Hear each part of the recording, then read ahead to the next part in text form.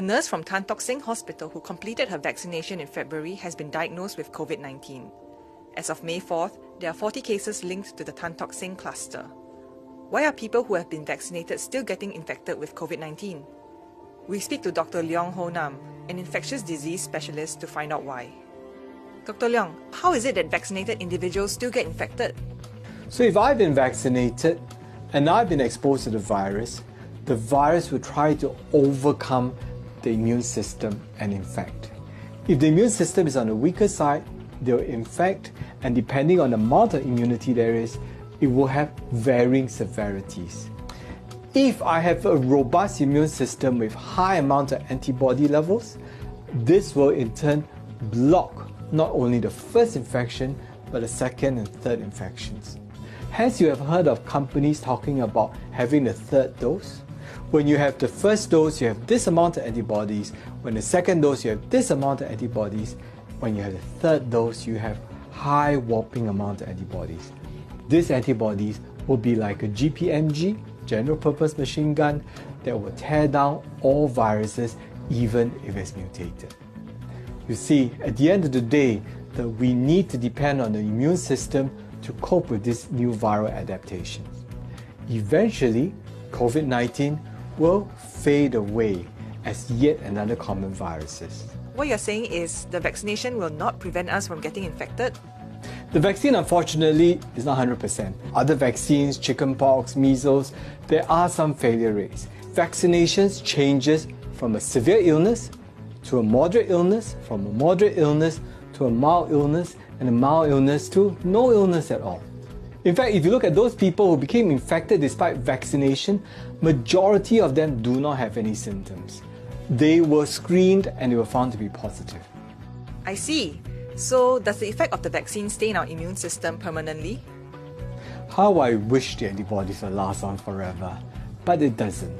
Like the natural infections, the antibodies will fade with time. Studies from Professor Wang Lingfa's lab show that 5 groups of people are quickly identified after natural infection.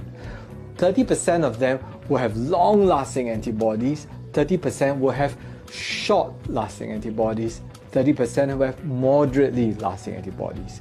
Of the last 10%, some do not mount any antibodies, some may have delayed response antibodies. So using the same data, we would thus assume that 30% after vaccination should have very good long-lasting antibodies. And the rest, unfortunately, may need to have repeated vaccinations. The repeated vaccinations could come as quickly as 1 year, 18 months, and 24 months.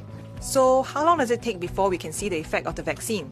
Protection kicks in as quickly as 12 to 14 days after the first dose. That's very important because immediately after the first dose, you have protection, and when you have your second dose, it's a booster dose, your antibody levels are very, very high, you have great protection. Not just against the primary infection, you're going to protect yourself against severe illness, but very importantly, you may protect yourself.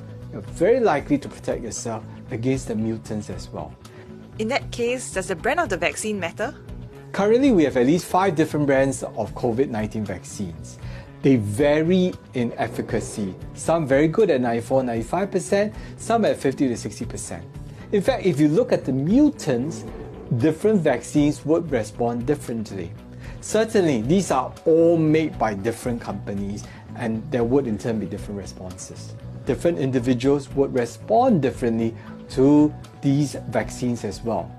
Most definitely in terms of allergies. Some people will be more allergic to this than the other, and some tolerability of the vaccines may differ. So, if it doesn't prevent us from getting the virus, why should we still get vaccinated? Is 95% vaccine efficacy, is that enough? I'll be very delighted if my son scores 95 marks and above consistently. But if he fails to get more than 95, do I take him out of school? Do I take him out of education?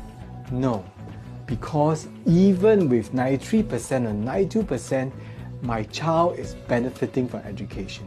And indeed, even 92-93% with mutants, the country, yourself, is benefiting from the vaccination. We benefit from a severe illness, become a bad, moderate illness, from moderate illness, become a mild illness, now it is enough. The other way of looking at it is, my son, instead of getting a bad failure, is going to end up with a good pass. Perhaps not excellent, but a good pass is nonetheless great.